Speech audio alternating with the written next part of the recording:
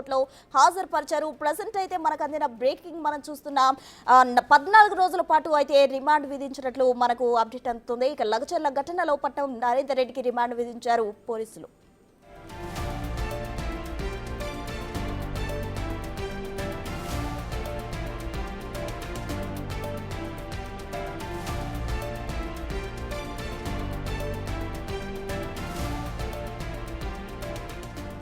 Breaking news చూస్తున్నాం. లగచర్ల ఘటనలో దాదాపు 14 రోజుల పాటు రిమాండ్ విధించింది పట్నం నరేందర్ రెడ్డికి కోర్టు. దీనికి సంబంధించి అయితే ప్రధాన నిందితుడిగా ఉన్న నరేందర్ రెడ్డికి అయితే దాదాపు 14 రోజుల పాటు రిమాండ్ విధించారు పోలీసులు. లగచర్ల ఘటనలో అరెస్ట్ అయిన నరేందర్ రెడ్డికి అయితే రిమాండ్ విధించారు.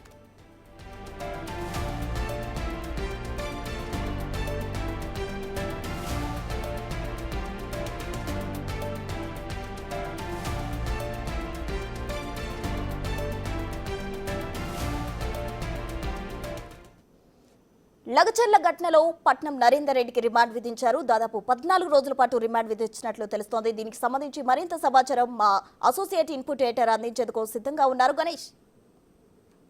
నగేష్ చెప్పండి.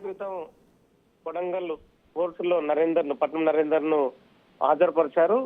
తదుపరి పట్నం నరేందర్ ని పరిగి సబ్ జైలుకు పోలీసులు తరలిస్తున్నారు. పట్నం నరేందర్ పైన సపరేట్ ఎఫ్ఐఆర్ దాఖలు చేసిన పోలీసులు ఒక రిమాండ్ రిపోర్ట్ ని కూడా పట్నం నరేందర్ ఎలాంటి కుట్రదారుతో పట్నం నరేందర్ అలాగే సతీష్ రాజ్ మధ్య జరిగిన సంభాషణ దానికి సంబంధించిన పూర్తి వివరాలు కూడా కోర్టులో సమర్పించారు. ఒక 10 పేజీల రిమాండ్ కాపీని న్యాయమూర్తి ముందు ఉంచడంతో న్యాయమూర్తి కూడా పూర్తిగా పరిశీలన జరిపారు. ఎందుకంటే పట్నం నరేందర్ రెడ్డి మాజీ ఎమ్మెల్యేగా ఉన్నాడు, పొలిటీషియన్ గా ఉన్నాడు కాబట్టి అంటే ఎలాంటి కోణంలో పట్నం నరేందర్ రెడ్డి రిమాండ్ జరిపారనే విషయాన్ని కూడా కోర్టు పరిగణలోకి తీసుకుంది. తదుపరి రిమాండ్ కు తరలిస్తున్నారు. అంటే పరిగి సబ్ జైలు ఉండడంతో పట్నం నరేందర్ రెడ్డిని సబ్ జైలుకే తరలించే విధంగా పోలీసులు అయితే ప్రస్తుతం అయితే తీసుకెళ్తున్నారు. ఎందుకంటే నెక్స్ట్ మళ్ళీ రేపు ఉదయం మళ్ళీ కస్టడీ పిటిషన్ కూడా పరిగి పోలీసులు దాఖలు చేసే యోచనలో ఉన్నారు. ఎందుకంటే ఈ కేసులో సతీష్ రాజు ఎవరైతే ప్రధాన నిందితుడున్నో అతడు ఇప్పటికీ అరెస్టు కాలేదు కాబట్టి సతీష్ రాజు అరెస్టు ఉన్న నేపథ్యంలో పట్నం నరేందర్ రెడ్డి చాలా విషయాలు కూడా పోలీసుల ముందు వెల్లడించలేదు. ఇవాళ ఉదయం ఫిల్మ్ నగర్ లోని ఇంటి వద్ద అదుపులోకి తీసుకున్న తర్వాత వెంటనే వికారాబాద్ లోని ఎస్పీ ఆఫీస్ తరలించారు. ఎస్పీ పోలీస్ ట్రైనింగ్ సెంటర్ లో ఉదయం ఉంచారు. అక్కడ కూడా పట్నం నరేందర్ రెడ్డి పోలీసులకు విచారణలో సహకరించలేదు. ఎంతసేపటికి బీఆర్ఎస్ కార్యకర్తగా సతీష్ రాజు ఉన్నాడు. ఆ సతీష్ రాజు కేవలం సతీష్ రాజు మధ్య పార్టీకి సంబంధించిన వ్యవహారాలే ఫోన్ లో మాట్లాడుకున్నామని చెప్పుకొచ్చారు. చాలా ప్రశ్నలు కూడా ఎందుకు 42 సార్లు కాల్స్ చేయడం జరిగింది, మీరు కూడా ఎందుకు మాజీ మంత్రి కేటీఆర్ కు 6 సార్లు కాల్ చేశారు, అంటే దాడి జరుగుతున్న సమయంలో కాల్స్ రావాల్సిన అవసరం ఏంటన్న విషయాలపైన కూడా పట్నం నరేందర్ రెడ్డి మౌనం వహించారు. చాలాసేపటి వరకు పరిగి వికారాబాద్ ఎస్పీ నారాయణ రెడ్డి అలాగే పరిగి డిఎస్పీ కరుణసాగర్ రెడ్డి కూడా ప్రశ్నల వర్షం కురిపించినా కూడా మౌనమే తన సమాధానం లాగా పట్నం నరేందర్ రెడ్డి వ్యవహరించారు.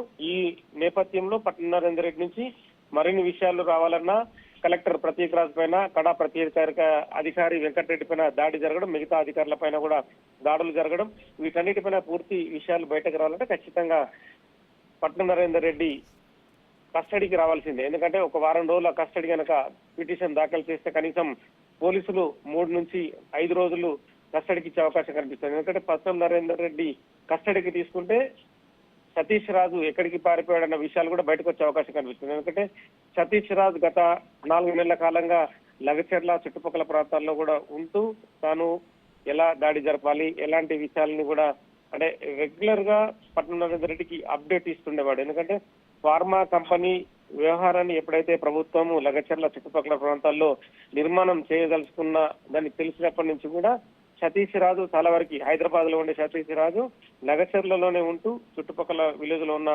యువకుల్ని మొబిలైజ్ చేస్తూ అధికారులు రెగ్యులర్ గా వచ్చినా కూడా భూములు ఇవ్వకూడదన్న యాంగిల్ నే వాళ్ళని మోటివేట్ చేస్తూ తీసుకొస్తున్నారు. కానీ చాలా మంది ప్రజలు ఏంటంటే ఫార్మా కంపెనీ వస్తున్న క్రమంలో తమకు ఉపాధి దొరుకుతుంది, అలాగే వాళ్ళ ల్యాండ్స్ కి పరిహారం కావచ్చు, మిగతా వాళ్ళకి ఎలాంటి ఫెసిలిటీస్ కావాలన్న విషయాన్ని కూడా ఎప్పటికప్పుడు అధికారులు మోటివేట్ చేస్తున్నారు. చాలా మంది ప్రజలు కూడా దీనికి అనుకూలంగానే ఉన్నారు.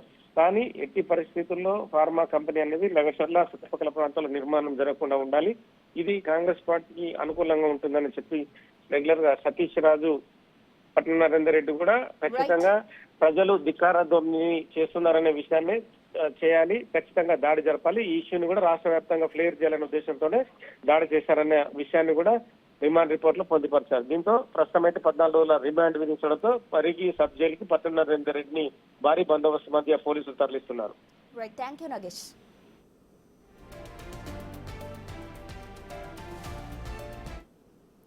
వికారాబాద్ కలెక్టర్ పై దాడి కేసులో అరెస్టైన నరేందర్ రెడ్డిని పోలీసులు అయితే కొడంగల్ కోర్టులో హాజరుపరిచారు. ఇక లగచర్ల ఘటనలో అయితే 14 రోజుల రిమాండ్ విధించు కోర్టు. దీనికి సంబంధించి మరిన్ని వివరాలు అందించేందుకు ప్రతినిధి రాణా ప్రతాప్ సిద్ధంగా ఉన్నారు. రాణా ప్రతాప్, చెప్పండి, 14 రోజుల పాటు అయితే రిమాండ్ విధించింది కోర్టు. అయితే దీనికి సంబంధించిన పూర్తి వివరాలేంటి?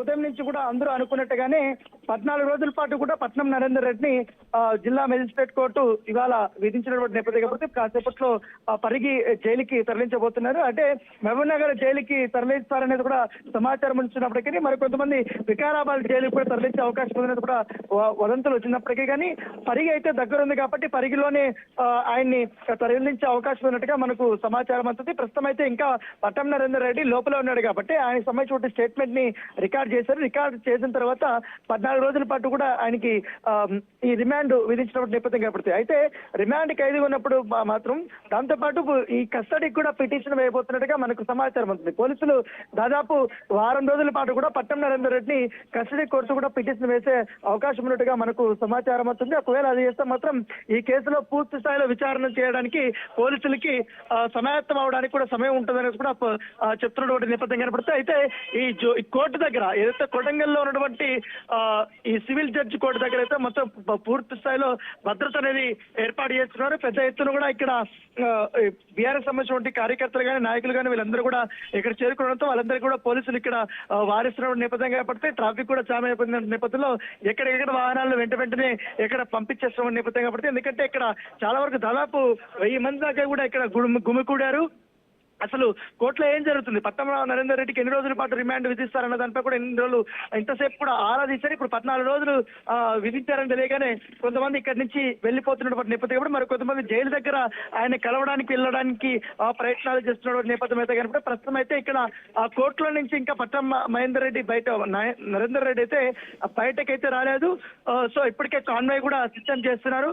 సో జైలు కస్టడీకి సంబంధించినటువంటి రిమాండ్ కి సంబంధించినటువంటి ఇప్పుడు ఆర్డర్ వచ్చిన తర్వాత ఆయన ఇక్కడి నుంచి తరలించబోతున్నట్టుగా మనకు సమాచారం అవుతుంది. సో ఇక్కడి నుంచి కూడా ఒకవేళ మహబూబ్ నగర్ తరలించాలంటే కూడా చాలా దూరం అవుతుంది. సో దాదాపు గంట పైన కూడా ప్రయాణం చేయాల్సినటువంటి అవసరం ఉంటుంది కాబట్టి ఈ సిచ్యువేషన్ లో అంత రిస్క్ అనేది పోలీసులు అయితే తీసుకునే అవకాశం ఉండదు. దాంతో పాటు ఇప్పుడు పరిగి అయితే చాలా దగ్గర కాబట్టి కేవలం 28 కిలోమీటర్లు మాత్రమే ఉంది. అరగంట లోపలే మాత్రమే ఆయన్ని తరలించే అవకాశం ఉంది. పైగా పోలీస్ స్టేషన్ కూడా దగ్గరలో ఉంది, కోర్టు కూడా పక్కన ఉంది కాబట్టి అక్కడైతే సేఫ్ గా అయితే తరలించవచ్చు అనేసి కూడా పోలీసులు భావిస్తారు. దాని దగ్గరికి పరిగి తరలించడానికి అన్ని ఏర్పాట్లు అయితే చేస్తున్నటువంటి నేపథ్యం కనపడుతుంది. దాంతో పాటు ఇప్పుడు సురేష్ ప్రధాన నిందితుడు ఆయన పరారీలో ఉన్నాడు కాబట్టి ఆయన దొరికితే మెయిన్ స్టేట్మెంట్ అనేది రికార్డ్ చేయాల్సినటువంటి అవసరం ఉంది. ఎందుకంటే ఇప్పటికే 16 మంది దొరికినటువంటి వాళ్ళందరూ కూడా సురేష్ పేరు ప్రస్తుతంగా చెప్పినటువంటి నేపథ్యంలో దాని తగ్గట్టుగానే ఇప్పుడు దర్యాప్తు అనేది కొనసాగుతోంది. Thank you Rana.